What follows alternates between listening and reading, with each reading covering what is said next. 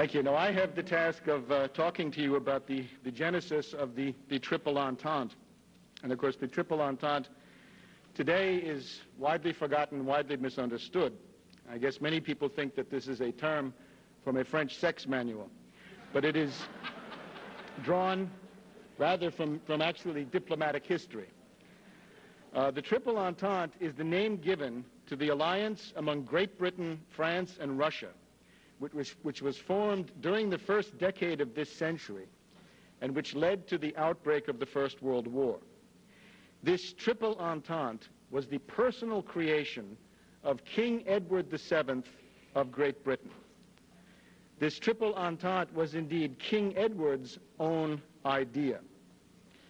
It was King Edward who set up the British alliance with Japan, the Russo-Japanese War, and the 1905 Russian Revolution.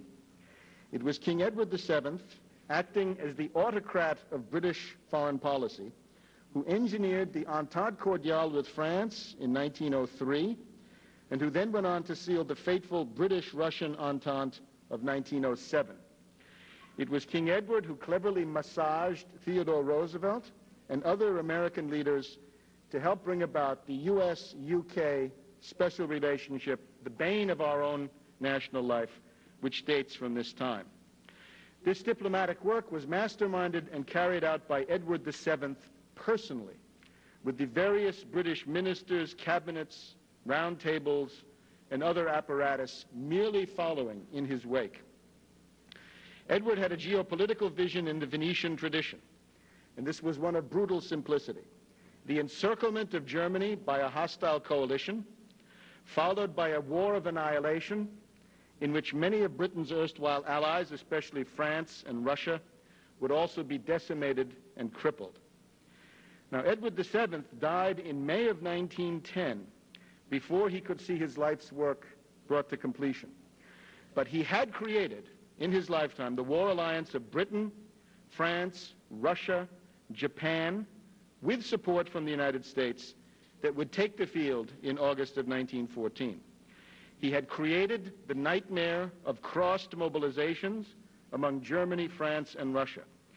And he had created a network of co-thinkers who would, when the time came, send out the mobilization telegrams and launch the war.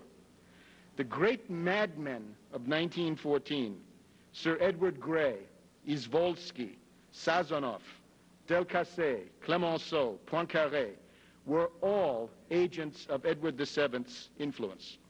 It was, in short, Edward's crowd that made sure that the lights went out across Europe, never to be re-illuminated for a generation or more. Now, Edward VII was also a Casanova with a crown. He was a satyr and sodomist on the throne of England. He was the royal rake of Edwardian legend. He was, most of all, more than any other single human being, the author of the First World War, and thus brought about what is probably the most destructive single event in the history of Western civilization. Without Edward's exertions, this war could not have occurred. The Lord of the Isles, as we see him in his Scottish costume at the Waverley Ball of 1871, was the Lord of the Flies. Now, why should we be concerned with these matters today? The main things that have gone wrong in the 20th century are demonstrably rooted in World War I. World War I opened the door for the communism of Lenin and Stalin, the fascism of Mussolini and Hitler. World War I made possible the entire Versailles system, including reparations, which produced the Great Depression. And finally, World War II, with its greater scale of destruction, was essentially the prolongation of the First World War after 2 decades of fitful truce. In our own time, the Mad Hatters and March Hares of the London oligarchy, the Rees-Moggs and the Hitler Herds, are proposing a return to the Triple Entente as the shape of things to come. Edward VII has been hailed by the British as the greatest political activist of the House of Windsor, or the greatest monarch since William the Conqueror in 1066. He represents the interesting case in which the monarch and the leader of the oligarchy are united in the same person. The result was an autocrat more absolute than the Kaiser or the Tsar. Now, born in 1841, Edward VII had the typical Saxe-Coburg-Gotha mug, a little bit like the current heir apparent. Edward VII was a pupil of Lord Palmerston, with whom he discussed a Russian alliance during the mid-1860s. The young Edward VII was also close to Palmerston's stooge, Napoleon III, and the Empress Eugenie. At the time of the 7 Weeks' War between Prussia and Austria in 1866, Edward's mother, Queen Victoria, sympathized with Prussia, but Edward supported Austria. In 1866, Edward favored what he called an Anglo-French entente to contain Prussia. This was already the germ of a London-Paris entente cordiale of nearly 40 years later. Hostility to Prussia and later to Germany is thus the one fixed point of Edward VII's career. What is reflected here is classic Venetian geopolitics as applied by the British. For centuries, London's maxim has been to ally with the second strongest continental power in order to destroy the strongest continental power. Until 1870, the British perceived Russia as the strongest land power. But in the 1870s, that changed abruptly with the emergence of United Germany.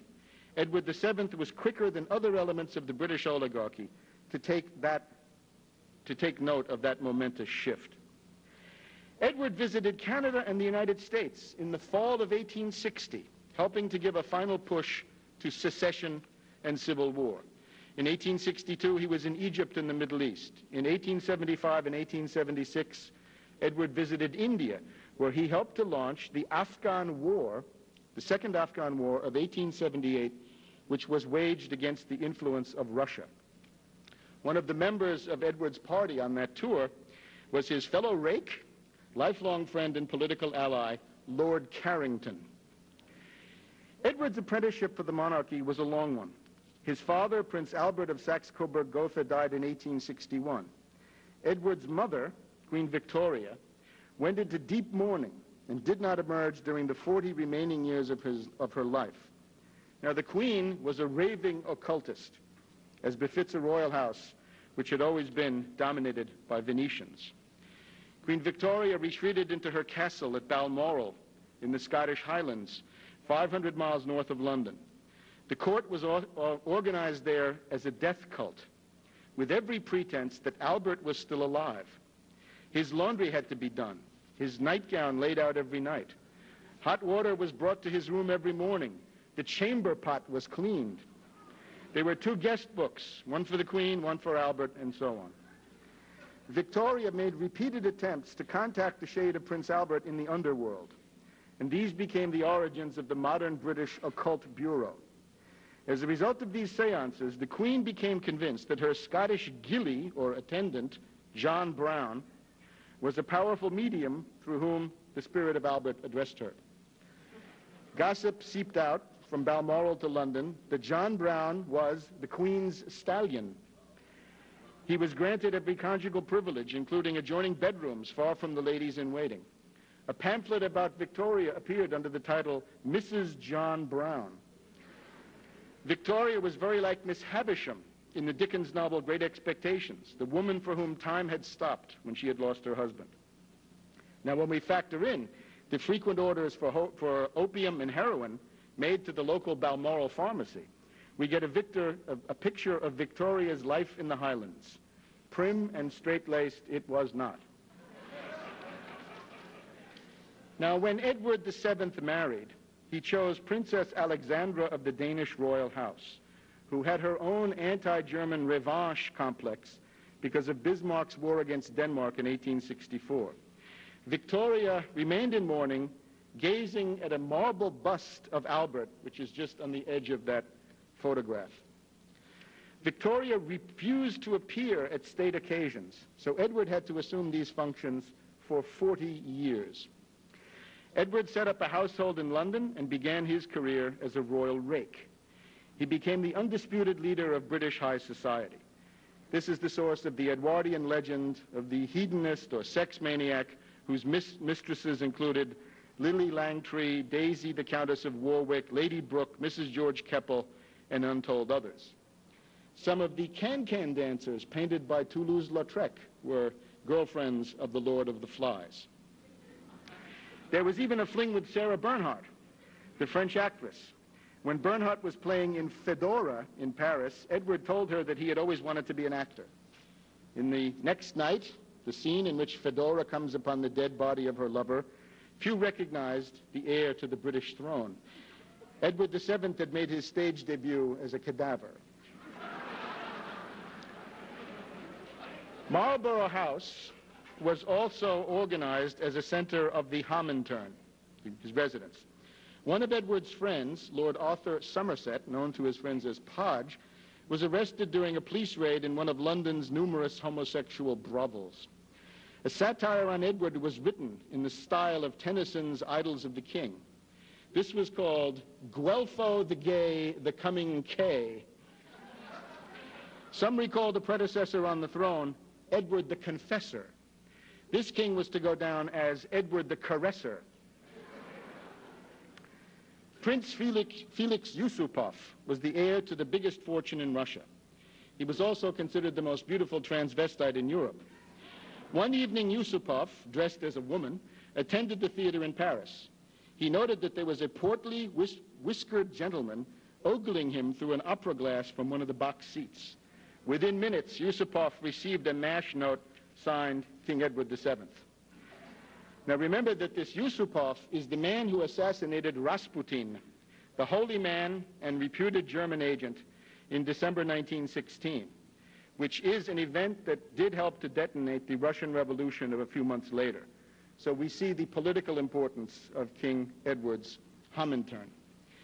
Edward VII's first son was Prince Albert Victor Edward. That's him, known formally as the Duke of Clarence and Avondale.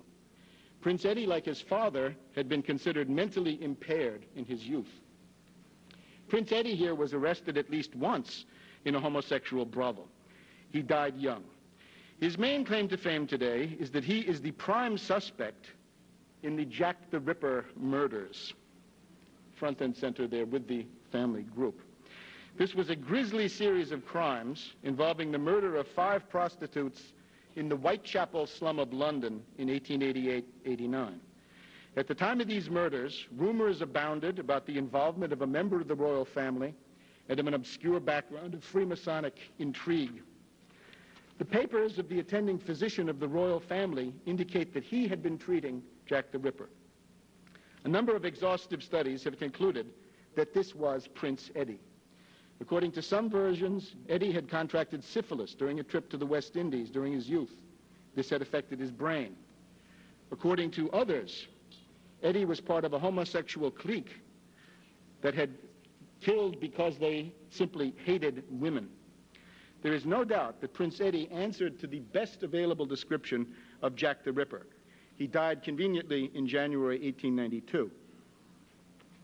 Now, his younger brother was King George V later. He assumed his place in the succession. George V became the father of the Nazi king, Edward VIII, the baby. If persistent reports are true, the great-uncle of the current queen was the homicidal maniac Jack the Ripper. And there is this ongoing controversy about what to call the British royal house. Can you call it Hanover or Windsor or Guelph or Saxe-Coburg-Gotha? Perhaps the simplest alternative is to call it the House of Jack the Ripper.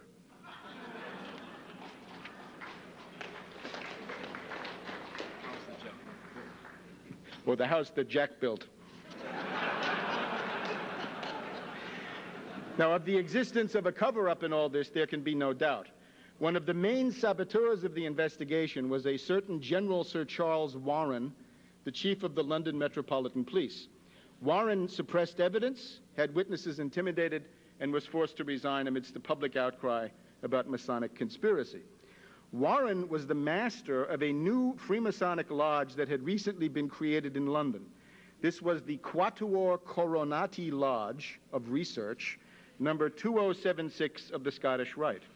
The Quatuor Coronati Lodge had been founded in 1884 with a warrant from the Grand Master of British Freemasonry, who happened to be Edward VII. Now, during these years, Edward built up an unparalleled personal network of politicians and others who owed their careers to him. They are historically significant because they constituted the international war party up through 1914. We see some names. One of the habitués of Edward's Marlborough House set was a rising member of Parliament during the Disraeli era, Lord Randolph Churchill. Randolph was headed for a great political career when he died of syphilis. But despite the syphilis, he had a son, Sir Winston Churchill, who was promoted by Edward VII to a post in the Privy Council. Winston considered himself King Edward's protege. Edward had urged him to pursue a career in politics and writing. For a time, Winston sent the king a daily letter summing up the activities of the House of Commons. Another servant of the Lord of the Flies was Joseph Chamberlain. Chamberlain had been mayor of Birmingham and was known for his anti-royalist rhetoric. But he too soon became, he's on the side closest to me, a member of the Marlborough House set. When Edward VII wanted to start the Boer War, he did so through Joseph Chamberlain, who was the colonial secretary in Lord Salisbury's cabinet. This Chamberlain was later the point man for Edward's deception operation of an alliance with Germany. Edward also used Chamberlain to propose the Entente Cordiale to the French. Now, those who haven't heard of Joseph Chamberlain may know his son, the later Prime Minister Sir Neville Chamberlain in the corner, the later author of the Munich sellout of 1938. A further family servant of Edward VII was Sir Edward Grey, the British Foreign Secretary who actually started World War I in July and August of 1914. Grey's father was an army officer who had joined the household of Edward when he was Prince of Wales. The elder Grey was what is called an equerry, a master of the horses. Edward was Lord Grey's godfather. Edward did the traveling, and Grey stayed in the Foreign Office to do the clerking. Grey's problem later, in August of 1914, was to make Germany think that England would not go to war until the war had actually started. And Grey did this with the help of Edward's surviving son, George V, who promised Germany neutrality by Britain in the crisis. At the same time, Grey had to convince the Russians and the French that Britain would go to war, honoring the Triple Entente and supporting Russian aggression. In his effort to start the war, Grey had to lie to his own prime minister and to his cabinet. He finally had to sell the entire result in the House of Commons. This is perfide Albion with an Edwardian pedigree. Now, Earl Grey shares with the Lord of the Flies the distinction of still being something of a household word. Both names can still be found in any supermarket in America. A leading proponent of preventive war against Germany was Edward's protege, Admiral Jackie Fisher, the man who introduced the new battleship called the Dreadnought. Now, Fisher owed his entire career, we can see Fisher owed his entire career to Edward's patronage. As first Sea Lord after 1904, Fisher was constantly talking about a need to have a sneak attack against the German Navy. He called this the need to Copenhagen the German fleet. He was referring to British attacks on the Danish fleet in Copenhagen Harbor during the Napoleonic Wars. Fisher caused a war scare in November 1904 during frictions with Germany at the time of the Russo-Japanese War. This was the time when his first Copenhagening proposal leaked out. During the first Moroccan Crisis of 1905, Fisher was at it again, telling Edward that the Royal Navy could, quote, have the German fleet, the Kiel Canal, and Schleswig-Holstein within a fortnight. In the Balkan Crisis of 1908, Fisher again called for Copenhagen. There's nobody in Europe, not the Austrian crazies Berchtold and Hötzendorf, and not the even crazier Russian Grand Duke Nikolai Nikolaevich, who was so outspoken a warmonger as the head of the Royal Navy. Sir Ernst Cassel typified another group that Edward cultivated assiduously, Jewish bankers. As Prince of Wales, Edward had to live on a limited allowance, and he was soon deep in debt. He accordingly allowed a series of Jewish bankers to buy their way into the presentability of the court by their benevolent management of his personal finances. with the proviso that Edward would always make a handsome profit. The first of Edward's financial advisors was Baron von Hirsch of Vienna. Then came Sir Ernest Cassel, who was knighted by Edward. Edward also cultivated the Rothschild and Sassoon families. In short, Edward's personal household finance agency was identical to the leading lights of turn-of-the-century Zionism. Cassel was also a political operative for Edward, becoming the head of the Ottoman National Bank, the Banque Ottomane, at the request of the Young Turk regime in 1909. Edward was also a close friend of Prince Louis of Battenberg, who married Princess Victoria, the daughter of Edward's late sister Alice, in 1884. This, of course, marks the entrance of the Mountbatten or Battenberg clan, including Louis, Lord Louis Mountbatten, Prince Philip, onto the British scene. Beyond this, Asquith, Balfour, Lloyd George were all more or less Edward's stooges. Edward also influenced history through his bastards. One of Edward's bastard sons, Sir Stuart Menzies, was the head of British secret intelligence who betrayed vital U.S. secrets to the Soviets. Now, Edward had an extensive French network, including royalists, oligarchs, and others. The common denominator of Edward's network was la revanche, the need for France to exact vengeance from Germany for the loss of the provinces of Alsace and Lorraine in 1871. The central figure here was a leftish radical, George Tiger Clemenceau, that you see here to the right of Woodrow Wilson at Versailles. Clemenceau's talents for overthrowing governments gave the French Third Republic some of its proverbial instability. Clemenceau was attacked from 1892 on as a British agent and a paid spy of the British embassy. Now, a former French foreign minister, Émile Florent, saw the Dreyfus affair as concocted by Edward VII and his agents in order to break French institutional resistance to the dictatorial regime of Clemenceau.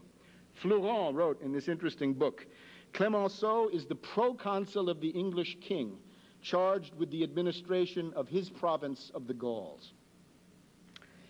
Théophile Delcassé was Edward's partner in the British-French Entente Cordiale of 1903-1904. Delcassé had taken office in the confrontation of the Fashoda crisis, when London and Paris had been on the verge of war. Delcassé's view was that France could survive only as a very junior partner of the British. In the Moroccan Crisis of 1905, France risked war with Germany over Morocco. Edward had interfered in French internal politics by sending Delcassé a telegram telling him not to resign, and by rushing to Paris to shore up Delcassé's position. It was clear to everybody that Delcassé was Edward's minister and not the Republic's. Delcassé had simply lied to his ministerial colleagues about the actual danger of war with Germany. Delcassé fell as foreign minister but stayed on in other posts. Other members of Edward's network in France included Paul Cambon, who was for many years the French ambassador in London, and Raymond Poincaré, the wartime president and a leading warmonger. A plumpish, dandified man, he wore a pearl pin in his white waistcoat, always affected white spats, carried a lorgnette, and trailed a faint touch of violet eau de Cologne. So wrote a contemporary of Alexander Petrovich Izvolsky, the Russian foreign minister who was Edward's partner for the Anglo-Russian Entente of 1907, which completed the encirclement of Germany. Edward assigned Izvolsky the Anglo-Russian Entente in 1904, and at that point, Izvolsky entered Edward's personal service. Izvolsky was made Russian foreign minister in May 1906, after Russia's defeat in the Russo-Japanese War. He served under Prime Minister Stolypin. With Izvolsky, Russian diplomacy gave up all interest in the Far East, made deals with the British for Iran, Afghanistan, and Tibet, and concentrated everything on the Balkans, the approach that was, of course, to lead straight to world war. When Izvolsky was in danger of losing his job, Edward telegraphed to the Tsar that he should stay in office. Izvolsky had to settle for Russia's Paris embassy, where he used a special fund to bribe French journalists to create war hysteria. In July 1914, Izvolsky ran around Paris screaming that it was his war that had just started. Izvolsky was succeeded as Russian foreign minister by Sazonov, another British agent, who played a key role in getting the fateful Russian mobilization of July 1914 going on. Now, the Lord of the Flies had a favorite pen pal. His favorite pen pal was U.S. President Theodore Roosevelt. Roosevelt was handled from day to day by Cecil Spring Rice of Sir Edward Grey's Foreign Office. Starting in 1904, Edward wrote Teddy letters about how the two of them had been placed in command of the two great branches of the Anglo-Saxon race. Teddy wrote back about the need for understanding between the English-speaking peoples, and he also discussed his theories of our racial stock. Eddie wrote to Edward that his view, and this is what Theodore Roosevelt said, is that the real interests of the English-speaking peoples are one, alike in the Atlantic and the Pacific. Roosevelt served Edward's goals in the mediation of the Russo-Japanese War, in support of the British at Algeciras and the conference there, and in raising naval disarmament at the Hague Conference. But behind his back, Edward's envoys mocked the president as a gauche semi-savage who gave primitive lunches at Oyster Bay. Later, Sir Edward Grey exerted a decisive influence on Woodrow Wilson through the intermediary of his key advisor, Colonel House.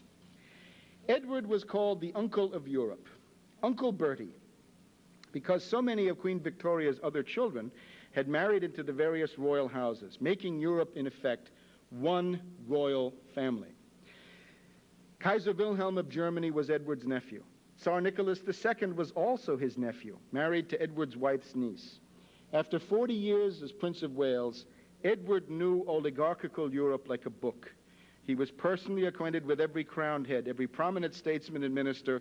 He could gauge their influence, their process of thought, and their probable response in an emergency.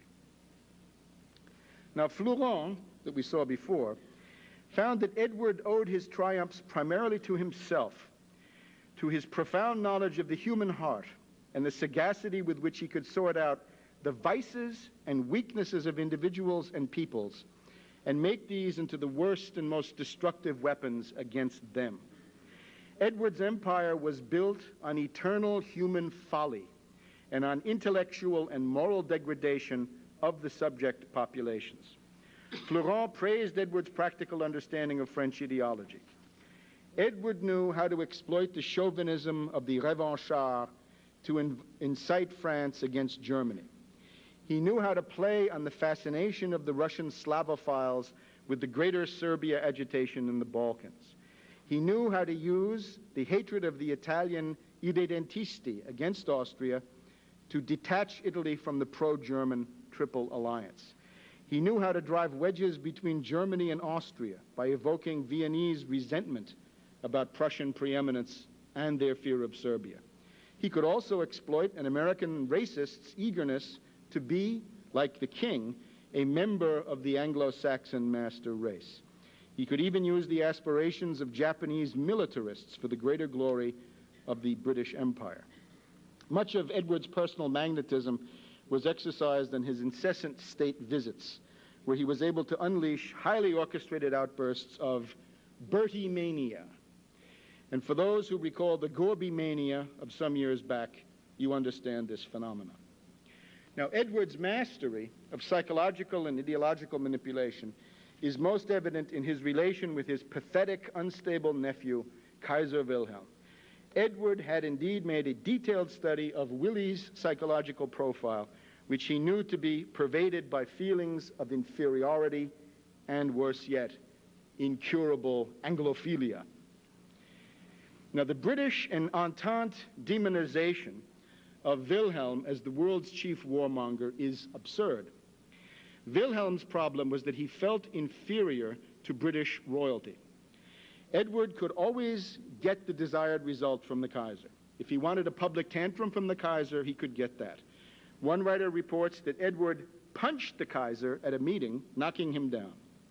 But if Edward needed to be friendly, he could do that too. During the Boer War, when Britain's diplomatic isolation was at its height, Edward was able to con the Kaiser into making a state visit to London. Not just once, but again and again and again, the Kaiser muffed opportunities to checkmate Edward's plans. Edward also played on the Kaiser to sabotage the Berlin to Baghdad railway, which you see. At Windsor Castle in 1907, Edward demanded that the British keep control of a section of the railway between Baghdad and the Persian Gulf as a gate. The gate was to block German troops going to India, supposedly. The Kaiser was ready to grant such a gate. Otherwise, Edward always said that the talks about the Baghdad railway had to be four-way, with France, Russia, Britain, Germany, so that the German proposals could always be voted down 3-1. When the war was finally over and the Kaiser had lost his throne, he arrived at his place of exile in Holland and turned to his host and said, "Now for a cup of real good English tea." Now, Edward had always joked with his French friends that while many men seemed to pray to an eternal father, he was the only one with an eternal mother. But Queen Victoria finally died in 1901, and Edward began his drive to world war. Now, Edward's geopolitical problem was rooted in Lord Salisbury's policy of British splendid isolation. On the continent of Europe, there were two main alliances: the Triple Alliance of Germany and Austria-Hungary, with Italy as an adulterous partner. Opposed to this was the dual alliance of the France of Anatole and the Russia of Count Witte. Britain was a member of neither one. Now, British relations with all the continental powers were bad. Russia had been traditionally hostile since the Crimean War of mid-century. With France, Britain had just been to the brink of war in the Fashoda affair. Resentment remained great. Relations between Britain and the United States were traditionally bad. A dangerous flare-up had come in the 1895 boundary dispute between Venezuela and British Guiana, when President Grover Cleveland, of all people, had invoked the Monroe Doctrine and forced the British to accept arbitration. Edward had cleared that one up with the help of his American asset, Joseph Pulitzer. In the midst of all this, Edward and Joseph Chamberlain had started the Boer War against the Transvaal and the Orange Free State, two small states dominated by Dutch-speaking settlers in the Cape area of Africa. Now, the British tried to force the Afrikaners to knuckle under, and this led to the celebrated Black Week of December 1899, a stunning series of British military defeats, piles of British dead on the ground.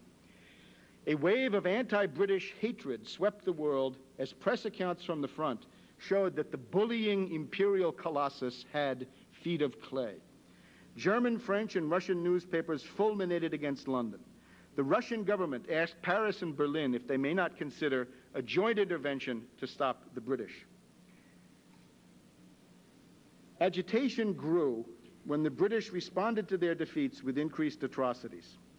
The British set up what you see here, the first concentration camps of the 20th century, in which Afrikaner children were systematically starved to death on the direct order of the Lord of the Flies. As a good Venetian, Edward recognized what he was dealing with. It was a Cambrai moment. In 1509, the Venetian oligarchy, after centuries of geopolitical perfidy, had been faced with a united front of virtually every other power in Europe, all seeking to destroy Venice. Edward himself had seen something similar in 1863, when Russia and the United States seemed to be about to combine to crush the British Empire. And now, between 1899 and 1902, public opinion in every country, including the United States, demanded measures against the British Lion. Britain risked the formation of a continental league or continental coalition or some other, as they put it, hostile combination on a well-nigh overwhelming scale. Now, Gasparo Contarini and the Venetian patricians of his time had responded to the War of the League of Cambrai by launching the Protestant Reformation and the Wars of Religion. Edward responded to the isolation of the British Empire by launching World War I. The first imperative for Edward was a deception operation to dupe and neutralize Germany, the natural centerpiece of any continental coalition against England. This was the mission of Joseph Chamberlain, member of the cabinet. Chamberlain said in a speech, November 1899, "No far-seeing statesman could be content with England's permanent isolation on the continent of Europe. The natural alliance is between ourselves and the German Empire. Interest and racial sentiment unite the two peoples, and a new triple alliance of Germany, England, and the United States would correspond to the sentimental tie that already binds Teutons and Anglo-Saxons together." Now, this rhetoric of a racist alliance was aimed at the Kaiser, who was so eager to be accepted among the Anglo-Saxons. Wilhelm was advised by his chancellor, Prince von Bülow, described as slippery as an eel, and by the gray eminence of the German foreign ministry, Baron von Holstein. Now, were these men British agents or British dupes? Were they part of a homosexual court cabal? Perhaps. In any case, Britain was offering an Anglo-German deal, and Berlin was interested, but with hard bargaining. The Berlin consensus was that Britain needed Germany, and that as time went on, the price that London would have to pay for German help could only increase. The Kaiser's policy was thus to move slowly towards a deal with London. Von Bülow and Holstein were adamant that a British alliance with France or Russia was simply impossible given the existing frictions. And so Wilhelm and his advisors let slip the great opportunity for a continental bloc, which would have meshed with the efforts of Anatole and Witte. Wilhelm was chasing the chimera of an accord with London, which was nothing but a racist deception ploy. In January 1901, when he came to town for Queen Victoria's funeral, the Kaiser was still proposing an Anglo-German alliance, the British to keep the sea and Germany the land. With such an alliance, not a mouse could stir in Europe without our permission, said the Kaiser. Even after 1918, the Kaiser was still repeating that he had saved Britain from a French-German-Russian combination during the Boer War. Now, the Kaiser liked to talk about the yellow peril in the Far East. But Edward got himself an ally, and the first one he got was Japan, cartoon of the day. Edward wanted to use Japan as his Asian torpedo against Russia. The Japanese had conflicts with Russia in China and Korea. They were looking for an ally. The critical moment came when the former Prime Minister, Marquis Ito, visited London in December 1901. Edward saw to it that Ito was socially lionized and decorated, and an Anglo-Japanese treaty was signed within a month. Both partners were in a big hurry because the Trans-Siberian Railway was nearing completion, and that would vastly increase Russian power in the Far East. The key clause was that if Japan went to war in the Far East against a single power, Britain would observe a benevolent neutrality. This meant in practice that if Japan and Russia went to war, the British would prevent any other Europeans from helping Russia. And that gave Japan a free hand for Admiral Togo's sneak attack on the Russian base of Port Arthur in early 1904, which people at the time perhaps were unable to see would lead to further complications 30 or 40 years down the line. King Edward did everything he could but go to war against Russia. When the Russians lost their fleet in the Far East, they embarked on the desperate gamble of sending their Baltic squadron all the way around the world to fight the Japanese. In October 1904, Russian ships steamed through the North Sea. They fired on some British fishing trawlers, sinking one of them. The Russian admiral said he thought they were Japanese torpedo boats. This was the Dogger Bank incident. Edward went to the brink of war, demanding that the Royal Navy stop the Russian ships, seize the Russian admiral, and punish him, although Edward did quickly back down. In order to reach the Far East, the Russian fleet required logistical assistance. Now there was nowhere to get coal. The Kaiser was in a mood to court Russia, so German ships did the coaling. The British press demanded that the Royal Navy stop the Germans from delivering the coal.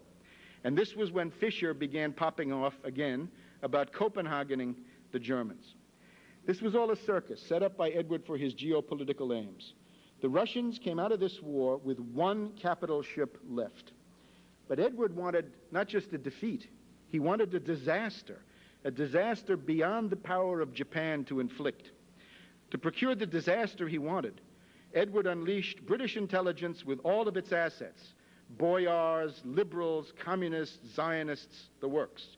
And this produced a civil war which went on into 1906, crippling Russia as a military power. In the meantime, the Lord of the Flies had sealed his pact with France. No, I haven't. I've gone 41. Now, at first, Edward was not popular in France because of centuries of conflict and because of fashoda, for which he was personally blamed. Indeed, for a time, Edward's image in Paris was decidedly bad.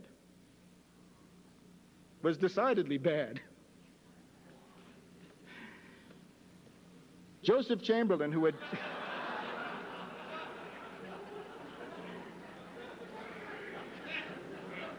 his image was bad. Joseph Chamberlain, who had terrified the French with his pro-German line, took a message to the French. Edward was willing to trade Egypt for Morocco to get a deal with France. Now, this was a very unequal barter. Since the 1880s, the British presence in Egypt was officially temporary. The British were supposed to get out. But of course, they had no intention of getting out. They wanted the entire Nile Valley. But the French still had some rights in Egypt.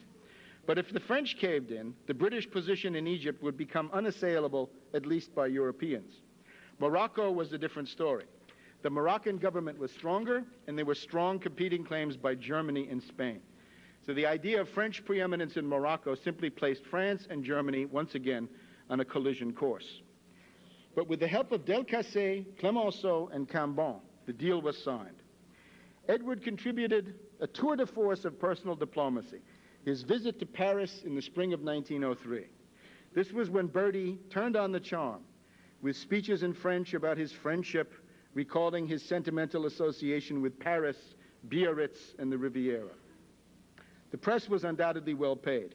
The Parisian dandies and gratins, the elitists, turned Anglophile overnight in an explosion of Bertie mania that was crowned by Edward's appearance at Longchamp, the racetrack, with the wife of President Loubet, a puppet of Clemenceau. This celebration started France on the road that led to Verdun, with 6 million casualties, proportionately the highest of any belligerent.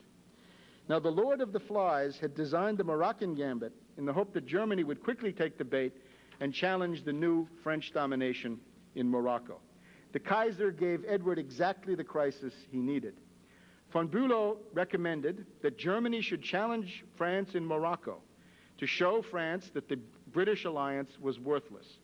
If France was the continental dagger now in the hands of England, von Bülow argued, it was time to knock that dagger out of British hands. Von Bülow convinced the witless Kaiser to undertake the lunatic adventure of going to Tangier, Morocco in March of 1905. And this, of course, led to the brink of war between France and Germany. Now, Delcassé decided to hang tough and go to the brink. But when the other members of the government realized that war was imminent, Delcassé was fired.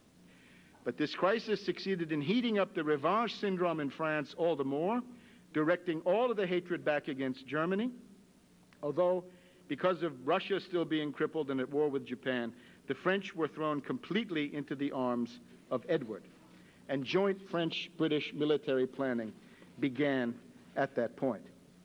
Now, this first Moroccan crisis, in my view, was a serious attempt by Edward to start war, despite the fact that France's ally, Russia, was crippled. It is certain that Edward was urging France, through Delcassé, to go all the way. And theoretically, under the dual alliance, Russia would have been forced to join France in the war, like it or not. But the French cabinet pulled back. In the midst of all these events, Kaiser Wilhelm and Tsar Nicholas II met at Björkö, a Baltic fjord in Finland. This was a poignant moment. It was the last abortive revolt of the two doomed nephews of Edward VII.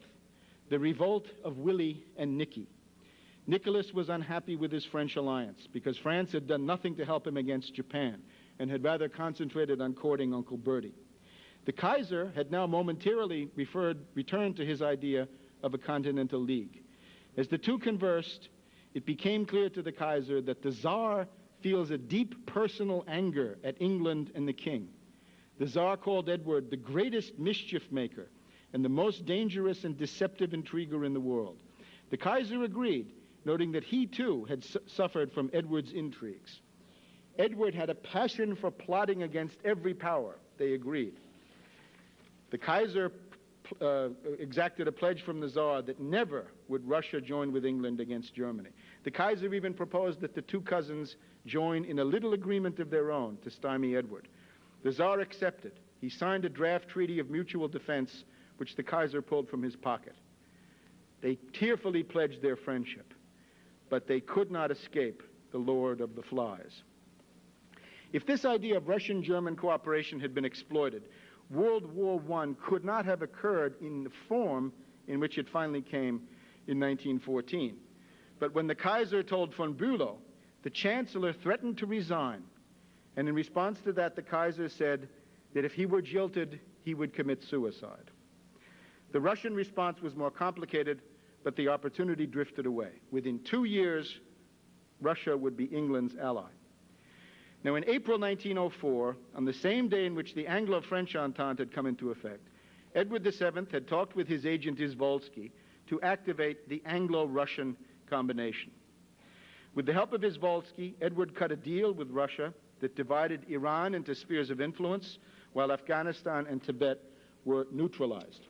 The Russians got nothing about their eternal goal of Constantinople but vague encouragement.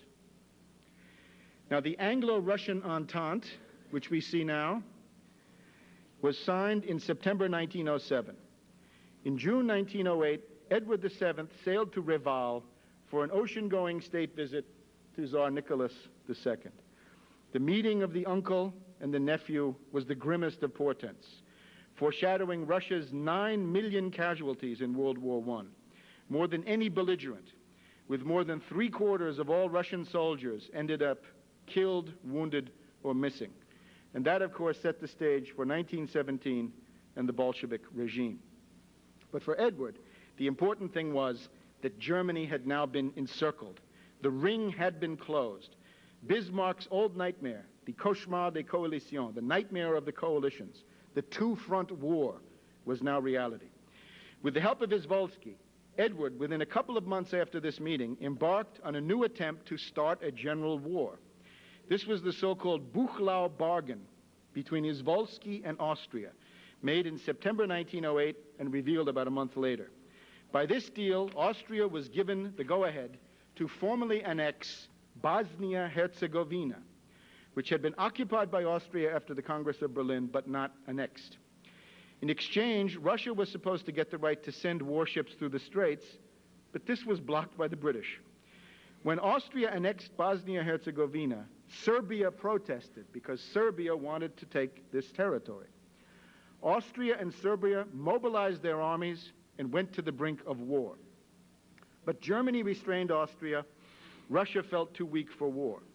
Germany actually mediated the dispute, but Edward's agent soon concocted a legend that Germany had humiliated Russia with the threat of war.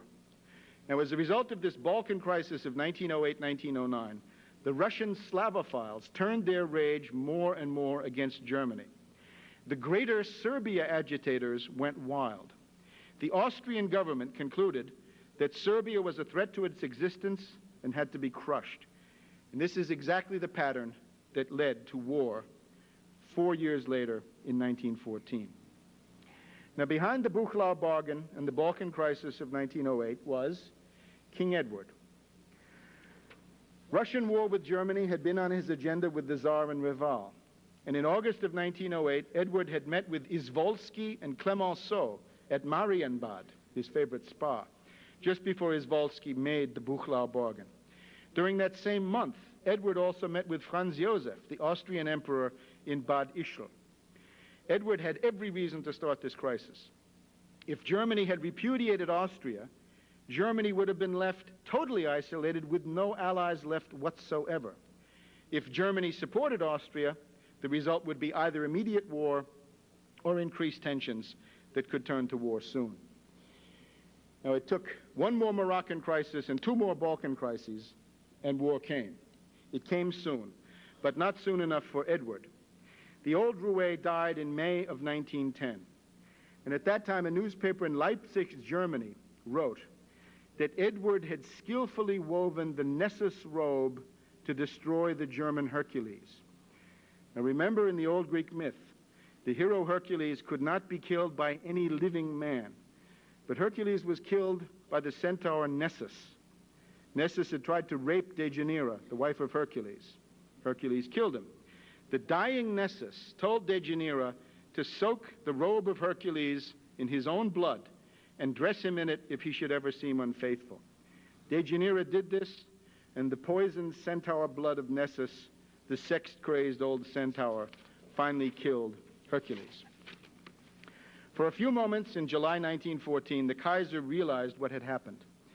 Edward's coalition, he said, had taken the Austro-Serbian conflict as an excuse for waging a total war of extermination against Germany. That is the situation set into motion by Edward VII.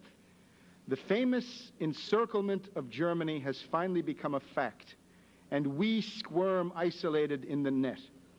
Edward VII is stronger after his death than am I, who am still alive.